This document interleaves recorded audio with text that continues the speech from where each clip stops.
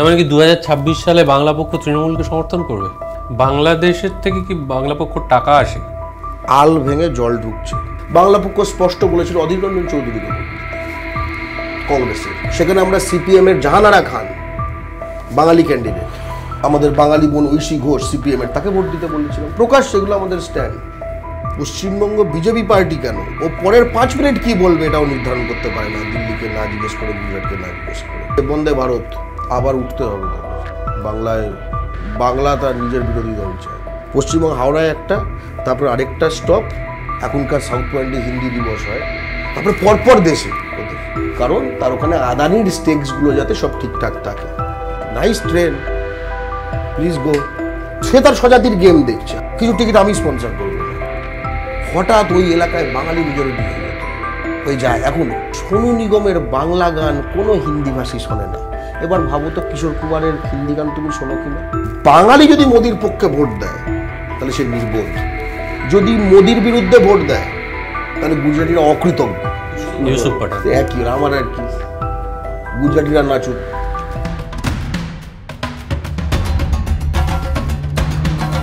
আমার সঙ্গে আজকে গর্গ চট্টোপাধ্যায়। বাংলাদেশের থেকে কি বাংলা পক্ষ টাকা আসে? বাংলাদেশের থেকে বাংলা পক্ষ টাকা আসে কিনা? না, বাংলা পক্ষ একখানা অডিটেড একখানা ট্রাস্ট, ঠিক আছে। বাংলাদেশ থেকে বাংলা পক্ষর টাকা শুধু আসে না তা নয়, বাংলাদেশের একাধিক চ্যানেলে বাংলা পক্ষকে এই মুহূর্তে ভারতের সবচেয়ে বড় বাংলাদেশ বিরোধী সংগঠন হিসেবে প্রতিবাদ করা হয়েছে, দেশ টিভি থেকে শুরু করে। তার কারণ আমরা স্পষ্টত বলেছি পশ্চিমবঙ্গকে বাংলাদেশ হতে দেওয়া যাবে না। তার মানেটা কি? তার মানে আমরা দেখছি যে পশ্চিমবঙ্গের জমি ভূখণ্ড কেটে কেটে বাংলাদেশ বানিয়ে দেওয়া হচ্ছে। এই 2 মাস আগে ইউনিস ওদের ওখানে যে গভর্নমেন্টে আছে, নদিয়া জেলার 160 একর জমি এই মোদি বাংলাদেশকে দিয়ে দিয়েছে। 2015 সালে কুচবিহারে 10,000 একর জমি মোদি বাংলাদেশকে দিয়ে দিয়েছে। হোয়াই? কারণ তার ওখানে আদানির স্টেকসগুলো যাতে সব ঠিকঠাক থাকে। আদানির গেম, সে তার স্বজাতির গেম দেখছে। আমি বারবার বলি, কিন্তু যদি গুজরাটিরা যদি মোদির বিরুদ্ধে ভোট দেয় তাহলে গুজরাটিরা অকৃতজ্ঞ। বাঙালি যদি মোদির পক্ষে ভোট দেয় তাহলে সে নির্বোধ। তার মানে কি 2026 সালে বাংলা পক্ষ তৃণমূলকে সমর্থন করবে? না, 2026 সালে বাংলা পক্ষ স্পষ্টত পশ্চিমবঙ্গে এমন একখানা রাজনীতি চাইবে, যেটা আমরা বারবার চেয়েছি। আমরা কোনো স্পেসিফিক দলকে কোনো সমর্থন করি না। আমরা যারা বাঙালির মধ্যে বিভাজন করে আমরা স্পষ্ট তাদের বিরোধী, তাদের যে ক্যান্ডিডেটই হোক, ঠিক আছে। যেরকম বিজেপি, আইএসএফ, মিম, মুসলিম লীগ, আরএসএস, বিএইচপি, এইসব আবরা জাবরা যেগুলো, এগুলো ছাড়া যেগুলো রইল, সিপিএম, তৃণমূল, এসইউসি, কংগ্রেস ইত্যাদি ইত্যাদি ইত্যাদি, ঠিক আছে। এদের মধ্যে আমরা বলি শুধু বাঙালি অথবা ভূমিপুত্র ক্যান্ডিডেটদের ভোট দিন। অথবা কেন বললাম? তার কারণ ধরো সাঁওতাল ক্যান্ডিডেট, সে তো বাংলার ভূমিপুত্র, সে বাঙালি নয়, ঠিক আছে। কোচ, মেচ, রাভা, টোটো সকলে, এই যে বাংলা শুধু বাঙালির না, কিন্তু বাংলার সকল ভূমিপুত্রের। বাংলায় ভূমিপুত্ররা শুধু বাঙালি নয় কিন্তু, হ্যাঁ, প্রায় 90% আমরা ভূমিপুত্রদের মধ্যে, কিন্তু শুধু আমরা নই। যে কারণে এই লোকসভা নির্বাচনে আমি উদাহরণ দিয়ে বলছি, বাংলা পক্ষ স্পষ্ট বলেছিল অধীর রঞ্জন চৌধুরীকে ভোট দিতে কংগ্রেসের, এগেনস্ট তৃণমূল ক্যান্ডিডেট গুজরাট থেকে যেটাকে ধরে এনেছিল ইরফান পাঠান, ইউসুফ পাঠান, একই, আমার আর কি, গুজরাটিরা নাচুক। তো ইউসুফ তো জিতে গেল। লজ্জার কথা। যতদিন আমরা বলবো ম্যাটার করে না, আমরা সকলে ভারতীয়, তো ইউসুফ জিতবে না তো কে জিতবে? যখন বলবে না আমরা আগে বাঙালি, তখন না ইউসুফরা হারতে শুরু করবে। আসানসোল যে সিট, সেখানে আমরা সিপিএম এর জাহানারা খান বাঙালি ক্যান্ডিডেট, তাকে ভোট দিতে বলেছিলাম। বিহারী বাবু কেশব, তাকে কেন ভোট দেওয়া হবে? খুব স্পষ্ট তো। আমি কিন্তু বিজেপিকে ধর্তব্যের মধ্যেই আনছি না, কারণ এটা বহিরাগত আগ্রাসনকারী হিন্দি সাম্রাজ্যবাদী দল, ঠিক আছে। এটা ধরো বর্গি টাইপস, ঠিক আছে। বর্গিদের নিশ্চয়ই কিছু বাঙালি খানসামা টাইপের ছিল, রাইট। তার মানে তো সে বোর্ড অফ ডিরেক্টর আছে তা না। এই যে সাপোজ ধরো বিজেপি যেসব বাঙালিরা করে নেতা টেতা এখানে ধরো এই করে সব হিন্দুস্তানি সিআইএস এর গার্ড ফার্ড নিয়ে ঘোরে, ঠিক আছে, এরা তো ধরো তাদের ধরো এটা লোকাল এজেন্সির এমপ্লয়ি টাইপের, এটা তো বোর্ড অফ ডিরেক্টরে নেই, এর তো কোনো ওই ধরনের ইয়ে নেই। আমরা জাহানারা খানকে ভোট দিতে বলেছিলাম, খুব স্পষ্ট। আমরা 2021 সালে নির্বাচন, তুমি যদি 26-এর কথা বলে আমি এতে তুমি প্যাটার্নটা বুঝে যাবে। 21 সালে নির্বাচনে যখন ইয়ে হয়েছিল, আমরা এই হরেরাম সিং তৃণমূলের যে বিধায়কটাই পবন সিংকে আবার আনার পায়তারা করেছিল, আমরা আবার আটকেছি। সে তখন দাঁড়িয়েছিল ভোটে জামুরিয়া কেন্দ্রে পশ্চিম বর্ধমানের। আমরা আমাদের বাঙালি বোন ঐশী ঘোষ সিপিএমের, তাকে ভোট দিতে বলেছিলাম। প্রকাশ সেগুলো আমাদের স্ট্যান্ড, এগুলো আমরা খুব ক্লিয়ার এই বিষয়। কারণ আমরা কি বলি, আমাদের স্লোগান কি, ঠুকে বলো ছাতি, দলের ওপর জাতি। খুব স্পষ্ট, দল আসবে যাবে। দেখো একটা কথা শোনো, তুমি আজকাল দেখো কেউ আজকে সিপিএম, কালকে কংগ্রেস, পরশু বিজেপি, ঠিক আছে, এটা হয় সম্ভব, তারপরে দল বদল সম্ভব। ওকে, ধরো আজকে প্র্যাকটিক্যাল কথা, তুমি হিন্দু থেকে বৌদ্ধ হতে পারো কোর্টে গিয়ে লেখাপড়া করে, বৌদ্ধ থেকে খ্রিস্টান হতে পারো কোর্টে গিয়ে লেখাপড়া করে, খ্রিস্টান থেকে মুসলমান হয়ে যেতে পারো, মুসলমান থেকে হিন্দু হয়ে যেতে পারো, কোর্টে গিয়ে একদম লেখাপড়া করে হয়ে যেতে পারো, সম্ভব। আচ্ছা, পেশা বদল সম্ভব। তুমি ধরো তোমার কথাই বলছি, তুমি 20 বছর আগে পডকাস্ট হোস্ট ছিলে না, কিন্তু একটা পেশা ছিল। 20 বছর পর হু নোজ, অন্য সময়ে তোমার দিনের নানা সময়ে নানা পেশা। বছর যে ঢাকি পুজোর সময়, সে কি সারা বছর ঢাক বাজায়? ঢাক বাজায় না, পেশা বদল সম্ভব। এই যে ওটা কী ছিল, হারপিকের বিজ্ঞাপন করে, হিন্দি বই করে, অক্ষয় কুমার, ও ভারতীয় ছিল, ক্যানাডিয়ান হয়ে গেছে, তারপর এখন আমার ভারতীয় ওই আর কি, মানে টু অ্যান্ড ফ্রো, রিভলভিং ডোর টাইপের। আর প্রতিবারই বলছে যে এইটার প্রতিবারই আমার এত প্রেম, আমি এটা ছাড়া আর কিছু বুঝি না। সেটা 2 বছর অন্তর কোনটার প্রতি প্রেম এবং কোনটার জন্য প্রাণ দিয়ে দেবে 2 বছর অন্তর বলতে যাচ্ছে, ঠিক আছে। আরেকটা আছে, এই ফরচুনে আদানিটার বড় ভাইটা বিনোদ আদানি, এটা সাইপ্রাসে গিয়ে ওখানে ধরা যায় না, ওখানে সিপ্রিয়ট হয়ে গেছে, ওটার ভারতীয় নেই, বুঝতে পেরেছো তো। তারপরে রাষ্ট্রীয় পরিচয় বদল সম্ভব। পূর্ব বাংলা থেকে যে হিন্দু বাঙালি এসছে, তার বয়স যদি আজকে 90 হয়, সে এক জীবনে ব্রিটিশ ভারতীয় ছিল, পাকিস্তানি ছিল, বাংলাদেশি ছিল, ভারতীয় আছে, possible. Don't take it otherwise, ঠিক আছে। নারী থেকে পুরুষ, পুরুষ থেকে নারী হওয়া সম্ভব আজকে বিজ্ঞানের জন্য। বাঙালি থেকে মারওয়াড়ি হওয়া সম্ভব, তামিল থেকে বিহারি হওয়া সম্ভব। তার মানে এতগুলো যে জিনিসগুলো বলা হলো, এগুলো সব জামার মতো, আর ওটা হচ্ছে চামড়া। তার মানে টান পড়লে রক্ত বেরোবে, টান পড়লে রক্ত বেরোবে। আমি যখন গর্গদা সম্পর্কে জানার চেষ্টা করছিলাম, তখনই আমার একটু মেধা টেধার প্রতি দুর্বলতা আছে বলে অলরেডি ফ্যান হতে আরম্ভ করেছিলাম। এখন ওনার যে অসম্ভব কথাবার্তা, অসম্ভব ভালো কথাবার্তা, সেই স্কিলটার প্রতিও আমার অন্যরকম একটা শ্রদ্ধা জন্মাচ্ছে। যদিও ওনার মতাদর্শের সঙ্গে আমার অনেক ক্ষেত্রেই মত পার্থক্য বা মতান্তর রয়েছে, তবে সেই মনান্তর নয়। আজকের পর্ব এখানেই শেষ করব, তবে তার আগে এই মত পার্থক্যের বিষয়ে আমি একটা কথা বলতে চাই।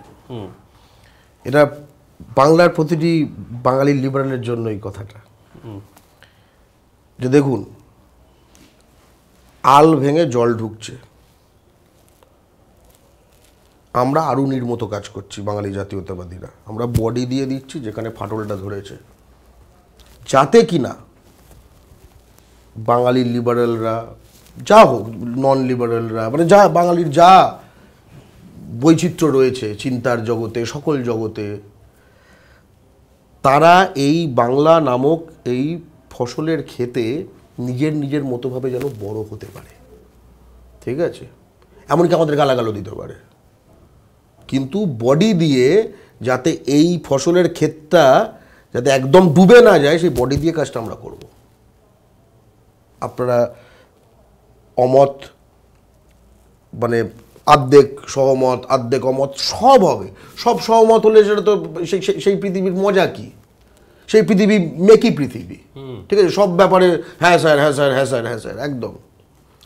কিন্তু আমরা তো একটা সংগঠন, এবং হিন্দি সাম্রাজ্যবাদ নামক ভয়ঙ্কর একটি আগ্রাসনকারী শক্তির বিরুদ্ধে একটা জাতীয়তাবাদী প্রতিরোধ যুদ্ধ চালাচ্ছি আমরা। বাংলা পক্ষ কিন্তু আভ্যন্তরীণভাবে একদম সহমত সহমত সহমত সহমত, কারণ আমরা তো সেনা, ফলে আমাদের কোডটা আপনাদের সঙ্গে মিলবে না। আবার আমাদের এই কোডের এই কাজটা ছাড়া এই বিস্তীর্ণ বৈচিত্র্য রক্ষা সম্ভব হবে না। আপনার মনে পড়ে কিছুটা আইডিয়া দেব, একটা উদাহরণ। এখানে একখানা কি ওই কি চুমু খাবে প্রকাশ্যে এর একখানা যাদবপুর বিশ্ববিদ্যালয়ে ব্যাপার হয়েছিল, ঠিক আছে? চুমু তো খেয়েছিল তারা, মার খায়নি কেন? বিজেপির অনেকগুলো লোক ওদিকে জড়ো হয়েছিল, কারণ পুলিশ কর্ডন করে রেখেছিল, তাই তো? ধরে রাখুন যে আমরা যাকে যে পরিশীলিত পরিসর বলি, আমরা যেটাকে উদারবাদী পরিসর বলি, যা কিছু আমাদের জাতির অর্জন, তা এই পবন সিং এবং আদার্স এবং বাঙালিকে যারা গণহত্যা করেছে বারবার কালোবাজারি মজুদদারি করে থেকে শুরু করে এই ভেঙ্কটেশ, এই সব কিছু থেকে তো রক্ষা করতে হবে। সেই রক্ষার কাজটা আমরা করব, কারণ আমরা চাই আপনারা মহিরু হয়ে উঠুন, আপনারা খুব ভালো থাকুন, আপনারা আনন্দে কথা বলুন, ফ্রিলি কথা বলুন, বিকশিত হন। বাঙালি যত বিকশিত হবে, বাংলা পক্ষর এই আরুণী হবার কাজটা, এই চাপটা যে ফাটলে, তত সহনীয় হবে। ফ্যান্টাস্টিক, কে বাত। একেবারে শেষ জায়গায় র্যাপিড ফায়ার হোক, মজা করে। অনেক সিরিয়াস আলোচনা হয়েছে, এবার একটু আমরা মজা করি। প্রথম প্রশ্ন, মমতা ব্যানার্জি, জ্যোতি বসু না বাল ঠাকরে? প্রথম কথা হচ্ছে যে বাল ঠাকরেকে কখনোই আমি মমতা বন্দ্যোপাধ্যায় এবং জ্যোতি বসুর আসনের এক আসনে রাখবো না, কারণ মমতা বন্দ্যোপাধ্যায় এবং জ্যোতি বসু আমার স্বজাতি, তাদের স্থান বাল ঠাকরের ওপর। দুজনের মধ্যে একজন, এটা তুলনাই হয় না। কারণ হচ্ছে আমি একজনের সময় বাস করছি, আর আরেকজনের সময়ের মানে দুজনেরই বেশ কিছু পজিটিভ গোনাতে পারি, বেশ কিছু নেগেটিভ গোনাতে পারি, ঠিক আছে? এর মধ্যে আমার আলাদা করে কিছু বলার নেই। একদিনের জন্য মুখ্যমন্ত্রী হলে প্রথম কোন কাজটা করবে? আসলে একদিনের জন্য মুখ্যমন্ত্রী হলে একটা কাজ করে যদি অনেক কিছু পাল্টে দেওয়া যেত। আসলে প্রশ্নটা আসলে একদিনে যদি রাজা হতে তাহলে কী করবে, সেই ধরনের প্রশ্ন, মানে সেই স্পিরিটটা রয়েছে প্রশ্নটার মধ্যে। আমাদের এই ঘটনাটা তো সেইভাবে চলে না। তবে মানে একটা কিছু যদি করা যায় হঠাৎ করে, মানে একদম উইশ টাইপের, এটা করতাম অন্তত। সেটা হচ্ছে যে বাংলার ভোটার লিস্ট থেকে যারা বাংলার ভূমিপুত্র না, অর্থাৎ পশ্চিমবঙ্গের বাঙালি ঘটি বাঙাল দুই, পশ্চিমবঙ্গের ঘটি হিন্দু মুসলমান দুই, এবং পূর্ববঙ্গ থেকে আসা হিন্দু বাঙালি, বাংলার ভূমিপুত্র, এছাড়া সকলকে পশ্চিমবঙ্গ ভোটার লিস্ট থেকে আউট করতাম। এইটা হচ্ছে প্রথম, যে অর্থাৎ মুখ্যমন্ত্রীর নির্ধারণে যাতে বাংলার ভূমিপুত্র ছাড়া আর কারুর হাত না থাকে, যাতে আমি যে একদিনের জন্য যে পরে আমি একদিন পরে সরে যাব, দ্বিতীয় দিনে যে হবে সেও যেন বাঙালির হয়। বিরিয়ানি না পোলাও? বিরিয়ানি না পোলাও? ডাজন্ট ম্যাটার, বাঙালি বেচলে দুটোই ঠিক আছে। আমরা ম্যাটার কি জিনিসটা, এটা নিয়ে কিছু এসে যায় না। মালটা কার পকেটে ঢুকছে এটা আমাদের কাছে বড় কথা। পোলাও যদি হলদিরাম বিক্রি করে, ঠিক আছে, সে পোলাও দিয়ে আমার কি হবে? পাজামা না ধুতি? সেম জিনিস। আমি পাজামা অধিকাংশ সময় পরি, কিছু কিছু সময় ধুতি পরি, ঠিক আছে? পুজোর সময় মূলত, বাড়িতে কখনো সখনো, ঠিক আছে? আমি তিনটে জামাকাপড় পরি, হচ্ছে জামাকাপড় বলতে মানে কোমরের তলায় যদি বলো, পাজামা, ধুতি, লুঙ্গি, ঠিক আছে? এই তিনটে পরি।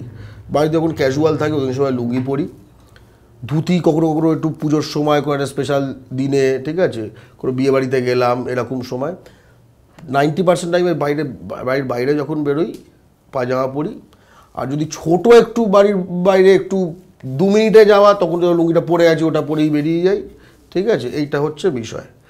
কিন্তু আবার ম্যাটার করে মান্যবর থেকে যদি তুমি এখন পাঞ্জাব পাঞ্জাবি কিনে আসো সব হবে না। মূল কথা হচ্ছে অর্থনীতি, ইকোনমি, ঠিক আছে? বাঙালির থেকে তুমি লিট্টি কিনতে পারো, নো প্রবলেম, ঠিক আছে? কিন্তু কোনো বাঙালির শত্রুর থেকে তুমি যদি একদম কাতলা মাছের ঝোল কেনো তাহলে প্রবলেম আছে। এই এই এই শব্দগুলো শুনলে তোমার এক কথায় উত্তর বা প্রতিক্রিয়া? সিপিআইএম আবার উঠতে হবে তাদের। বাংলা তার নিজের বিরোধী দল চায়। সৌরভ গাঙ্গুলি অনেক কিছু করতে পারতেন বাঙালির জন্য, করেননি, তবু আশা রাখি সামনে করবেন। আর কবে করবে? প্রেম সবার জীবনে দরকার, কারণ ভালোবাসা না থাকলে মানুষ আগ্রাসনকারী হয়ে ওঠে, আর ভালোবাসা থাকলে মানুষ সোজা দিকে ভালোবাসতে শেখে। যোগব্যায়াম বাঙালি তো মোটামুটি পৃথিবীকে শিখিয়েছে, নীলমণি দাস থেকে শুরু করে সকলে। এখন দেখি যোগব্যায়াম আর যোগব্যায়াম নেই, ইয়োগা হয়ে গেছে। দিয়েছে না মাঝে শিখিয়ে এটা কি, ওটার ওপর কালো কালো নিনজা টাইপের একটা কালো জামা পরে এরকম করে আছে, অদ্ভুত, মানে সত্যি। আর বাঙালি সেগুলো দেখে আবার লাইক মারছে, দেখে কি ফিট আছে। আমি যে খুব ফিট আমি এটা বলছি না, কিন্তু তাই বলে আমি কি এখন যোগব্যায়ামের পোস্ট দেবো? ঠিক আছে। মেদিনীপুর কলকাতার মাটিতে যদি বাংলা ও বাঙালির শত্রুদের সঙ্গে যুঝে নিয়ে বাংলার কোনো জেলা ফাইট দিতে পারছে, এখন একটা ডালার দোকান ধরে রাখতে পারছে, একটা ফুলের মার্কেট ধরে রাখতে পারছে, এটা সেই জেলার নাম। সাউথ পয়েন্ট না হারভার্ড? আমার সময়কার সাউথ পয়েন্ট, বাঙালি মালিক ছিল, এখন বিড়লা নিয়ে নিয়েছে, ঠিক আছে? দুটো এক জিনিস না। ফলে হারভার্ডে হিন্দি দিবস হয় না, এখনকার সাউথ পয়েন্টে হিন্দি দিবস হয়। আর হারভার্ড আমাকে বিকশিত করেছে, আগের সাউথ পয়েন্ট আমায় বিকশিত করেছে। ফলে এখনকার সাউথ পয়েন্টের তুলনায় যদি বলো, অবশ্যই হারভার্ড, ঠিক আছে? দুটো ধাপ তো। অভিষেক ব্যানার্জি না শুভেন্দু অধিকারী? অভিষেক ব্যানার্জি বা শুভেন্দু অধিকারী দুটোর ক্ষেত্রেই ব্যাপারটা হচ্ছে ভবিষ্যৎ, রাইট? অভিষেক ব্যানার্জি যখন তার দলের হাল ধরবে, মোটামুটি সেরকমই তার দলের লোকজন বলে, যুবরাজ বা এই ধরনের কথা, তখন সেটা যে বলবে একজন বাঙালি, সেটা হবে। সেটা সকল বাঙালি পছন্দ না করতে পারে, অপছন্দ করতে পারে, কেউ পছন্দ করবে, অপছন্দ করবে। শুভেন্দু অধিকারী সারাদিন হিন্দি বললেও পশ্চিমবঙ্গ বিজেপি পার্টি কেন ও পরের 5 মিনিট কী বলবে এটাও নির্ধারণ করতে পারে না, দিল্লিকে না জিজ্ঞেস করে, গুজরাটকে না জিজ্ঞেস করে। এটা কী করে তুলনা হয়? বরং তুমি যদি বলো অভিষেক ব্যানার্জি, সুজন চক্রবর্তী, এরা একই রকম। সুজন চক্রবর্তী ঠিক করতে পারে সে সামনে কি বলবে, ঠিক আছে? এটা গুরুত্বপূর্ণ। এদের আত্মনিয়ন্ত্রণ আছে। এরা যা যা হোক মালিক ক্লাস, ঠিক আছে? আর সে কন্ট্রাকচুয়াল অফ পেরোল। এদের মধ্যে সবচেয়ে প্রমিসিং কাকে মনে হয়?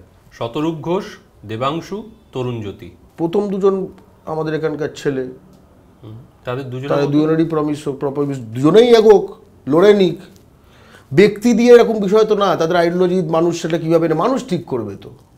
আর থার্ড হচ্ছে যে সব অর্জুন সিং হোয়াট এভার, জিতেন তেওয়ারি বা এনি তেওয়ারি, এসব দেশের নিজের দেশওয়ালি দেশে রাজনীতি করুক গিয়ে।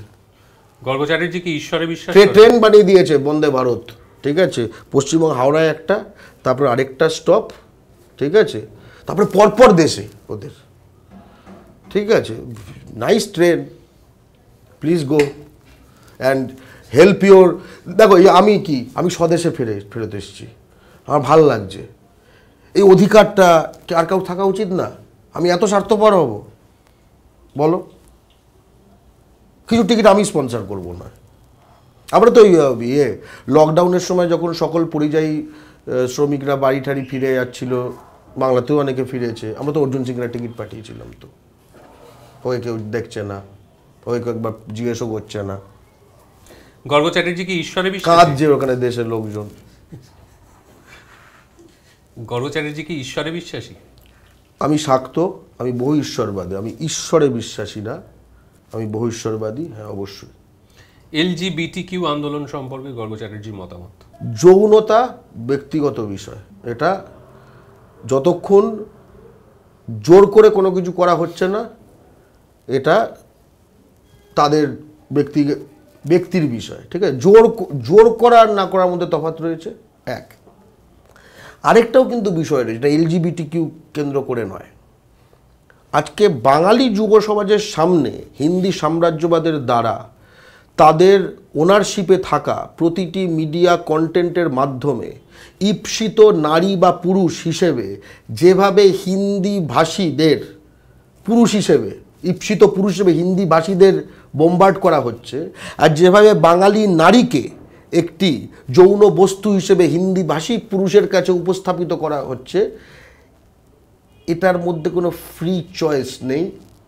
এটা সেক্সুয়ালিটি না, এটা হচ্ছে প্রথম জিনিসটা, যেটা হচ্ছে হিন্দিভাষী পুরুষকে যখন বাঙালি নারীর কাছে আকর্ষণীয় করে তোলার যে নানা রকম ইয়েগুলো করা হচ্ছে, এটা হচ্ছে যে কোনো সাম্রাজ্যবাদী আগ্রাসন যেভাবে একটা বিজিত জাতিকে তার চেতনার দখল নেবার চেষ্টা করে সেটা, আর বাঙালি নারীকে যেভাবে পণ্যায়ন করা হচ্ছে তাদের পুরুষদের কাছে, সেটা তো ভয়ঙ্করতম একখানা জিনিস। এইসব মানে আমরা সমর্থন করানো চলতেও দিতে হবে।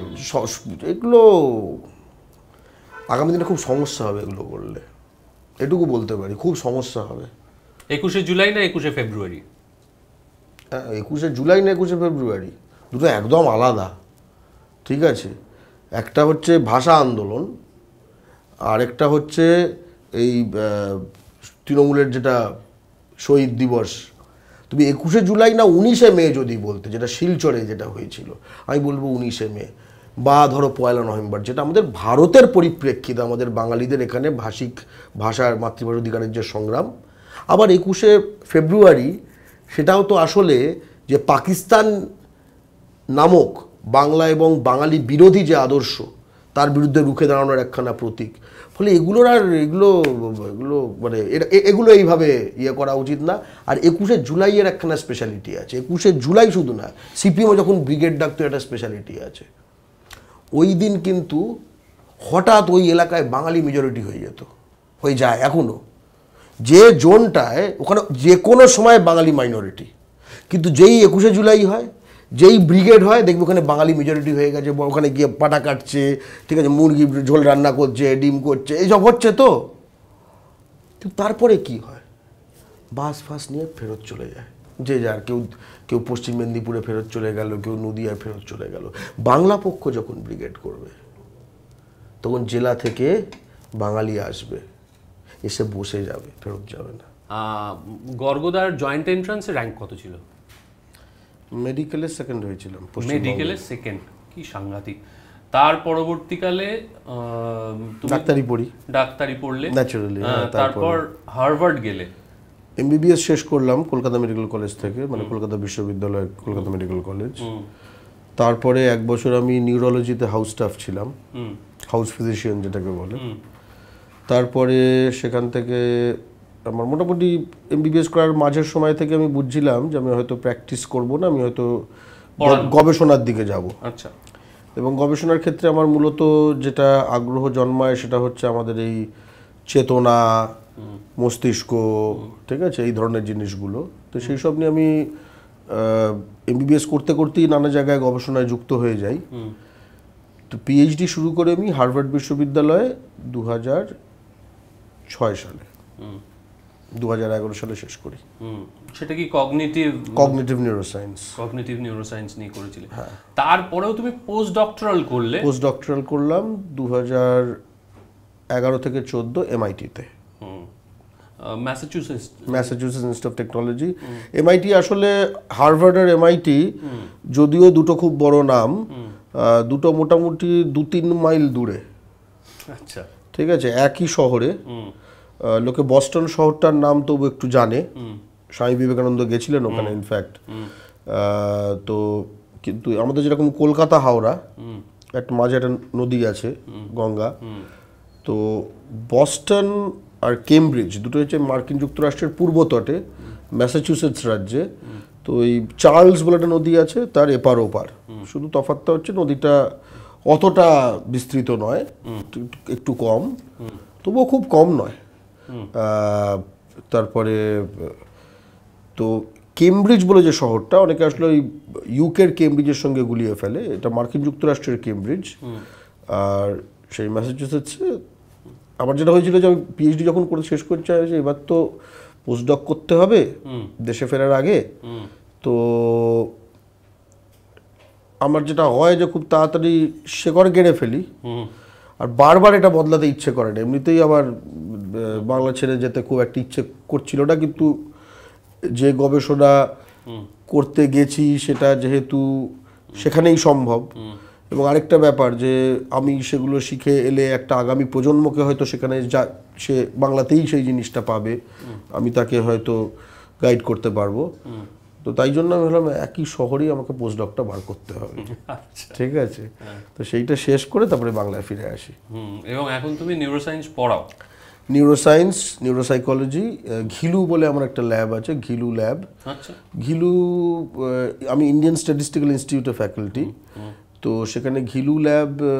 ঘিলু কথাটা শুনতে হয়তো অদ্ভুত, কিন্তু ঘিলু মানে হচ্ছে আমরা যেটাকে বলি আমাদের মস্তিষ্কের ইংরেজিতে যদি বলো কর্টেক্স, মানে হচ্ছে যে এই যে চিন্তা, চেতনা, এই ধরনের যেগুলো একটু তথাকথিত উচ্চতর স্তর, যেগুলো ভাবনার উচ্চতর, হ্যাঁ, মানে বা ভাবনাটা আসলে উচ্চতর স্তর।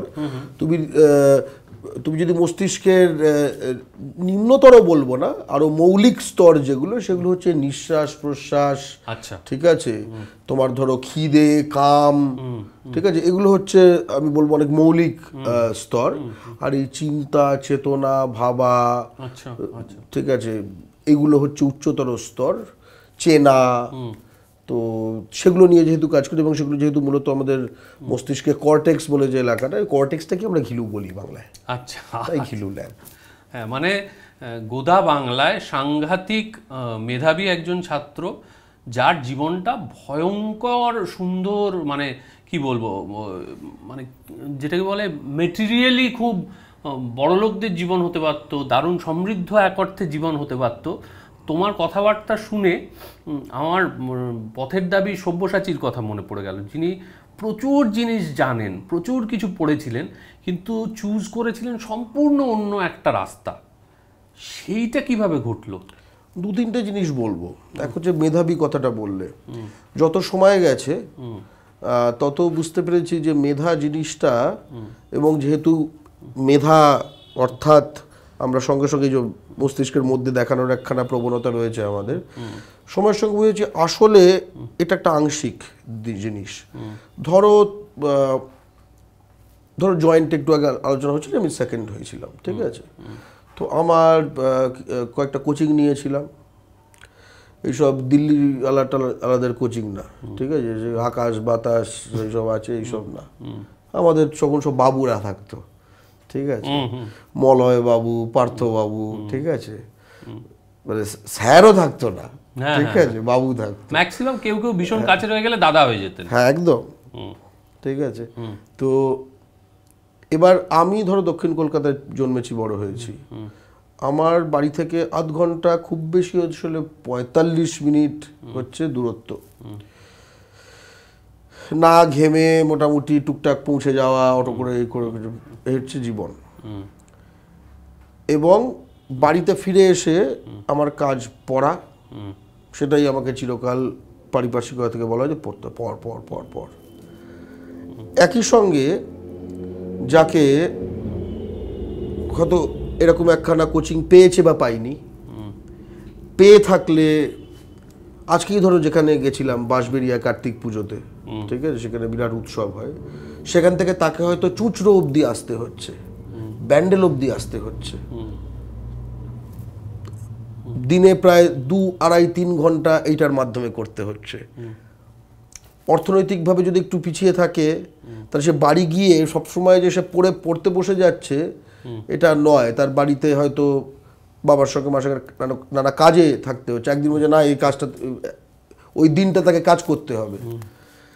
এই সকল কিছু মিলিয়ে একটা সিগমা বলে যে একটা ব্যাপার হয়, ঠিক আছে, সব কিছু জুড়ে তার যে আউটপুট, এইটা হচ্ছে মেধা। শুধু একখানা, যেটা এমন নয় যে একখানা তুমি একটা থার্মোমিটার বা এরকম একটা যন্ত্র নিয়ে ব্রেনের মধ্যে একখানা ধরে নিলে এই তো দেখো কত এসছে, এরকম নয় এতটা বিষয়টা।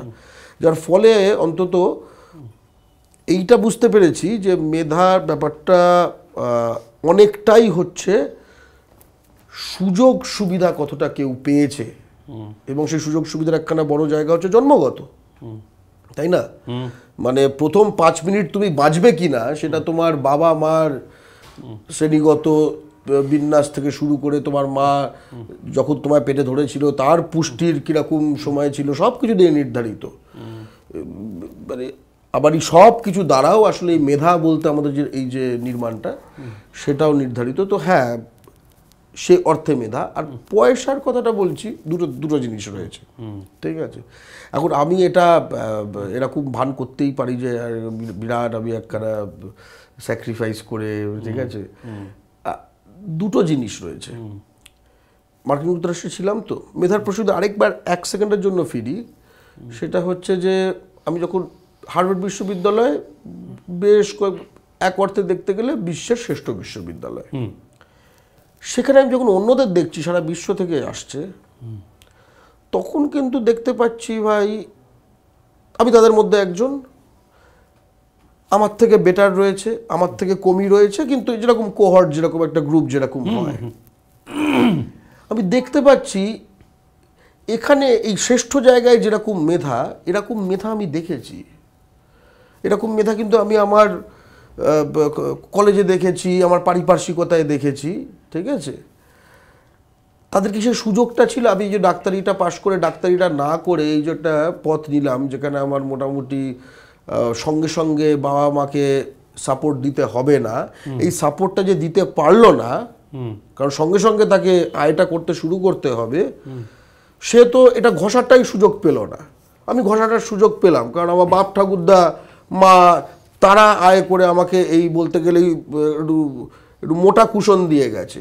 আমি যদি ধরো জিনিসটা ফেলিওর হতাম, হরকে আমি মাটিতে পড়তাম না, হাড়গোড় ভেঙে যেত না, সেখানেও একটা কুশন রাখা ছিল, কারণ একটা ডাক্তারির ব্যাকগ্রাউন্ডে ডিগ্রি আছে, ঠিক আছে? ধরো ডাক্তারি ডিগ্রি করে আমি করতে যাচ্ছি, কিন্তু হলো না করে, ঠিক আছে ডাক্তারি ঠিক ভাত ডাল কেন, বিরিয়ানি জুটে যাবে, ঠিক আছে?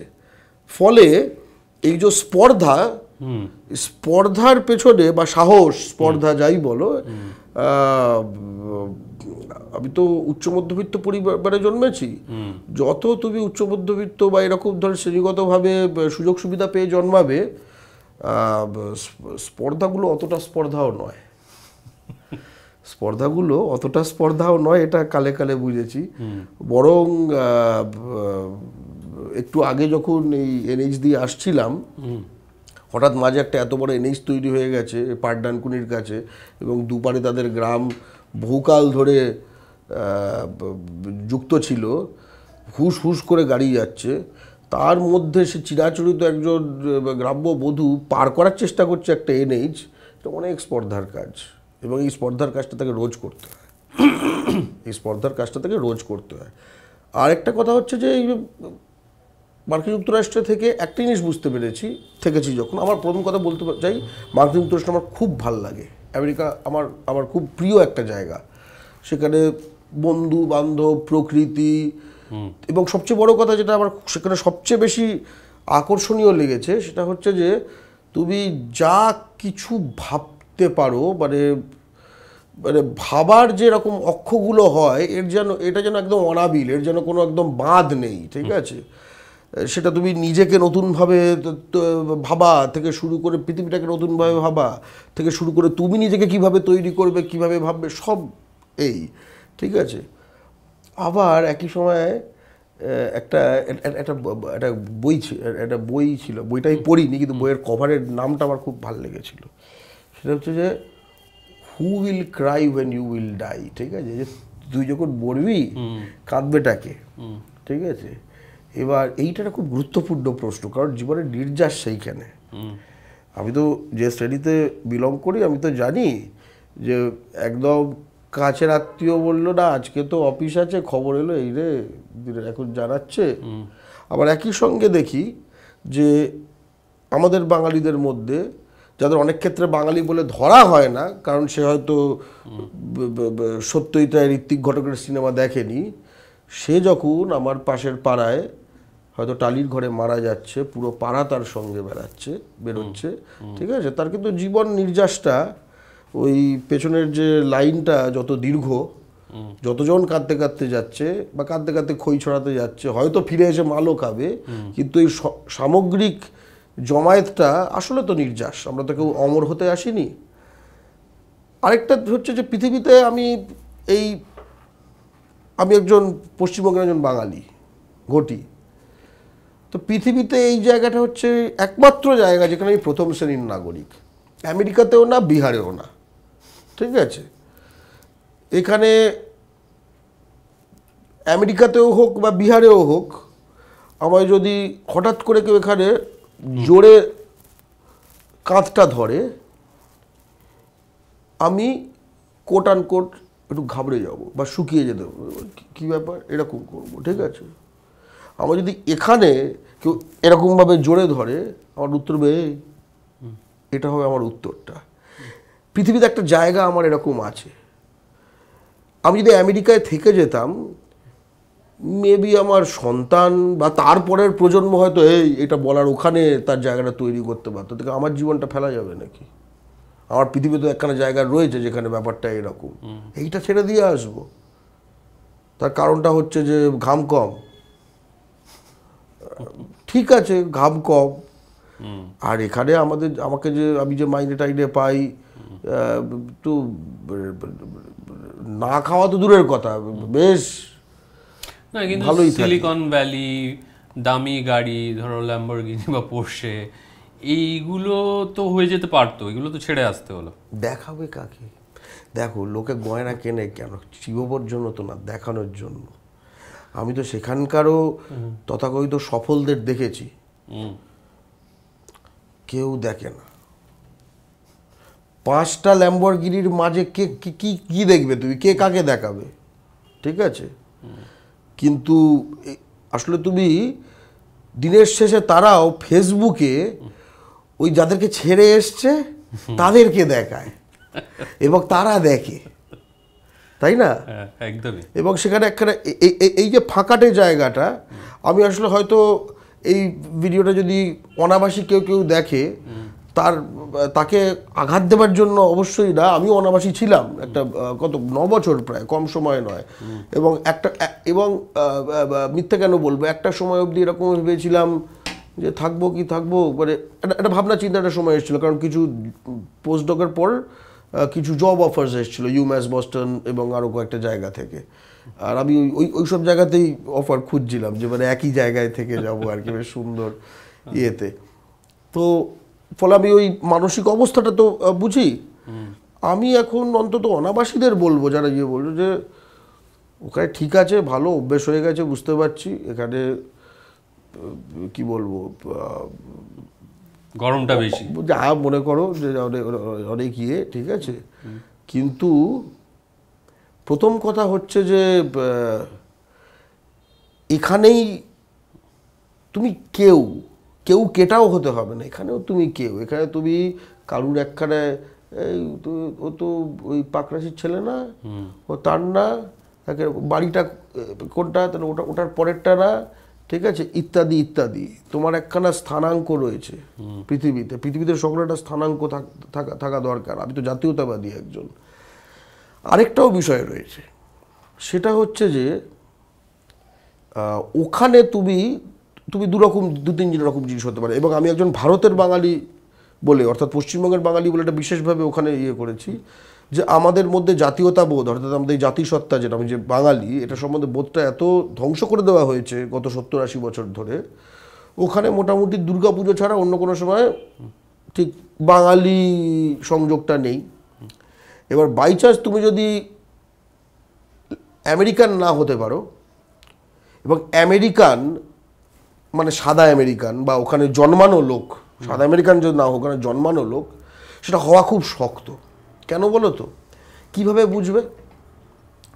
ধরো তুমি তার মতো সিনেমা দেখতে পারো, সে কি সিনেমা দেখে তুমি সেই সিনেমা দেখতে পারো, সে কি সিরিয়াল তুমি সে কি খেলা দিয়ে তুমি খেলা দেখতে পারো, সে কি গান সব শুনতে পারো, উচ্চারণ করে তুমি তার মতো এইসবও করতে পারো তুমি, সব হলো।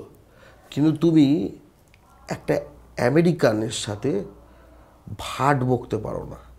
ভাট তুমি শুধু তোমার একমাত্র জন্মস্থানে, তুমি যেখানে যে সমাজে বড় হয়েছো, তুমি একমাত্র তাদের মাঝেই ভাট বকতে পারো।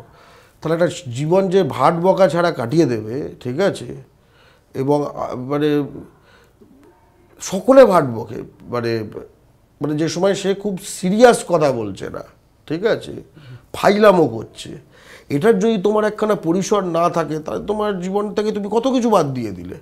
তো আমি এই এত কিছু বাদ দিতে চাইনি, খুব সহজ কথা।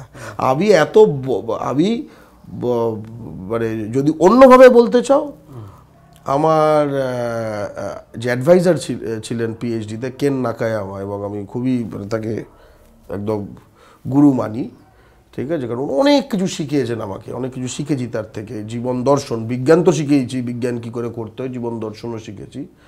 কিন্তু আরেকটা বোঝায় যে প্রতিটি মানুষকে, যেহেতু আমরা বিজ্ঞান করছি, হ্যাঁ, এবং একটা নামজাদা জায়গা থেকে করছি, ফলে হ্যাঁ আমরা এখান থেকে যারা বেরোবে তারা কেউ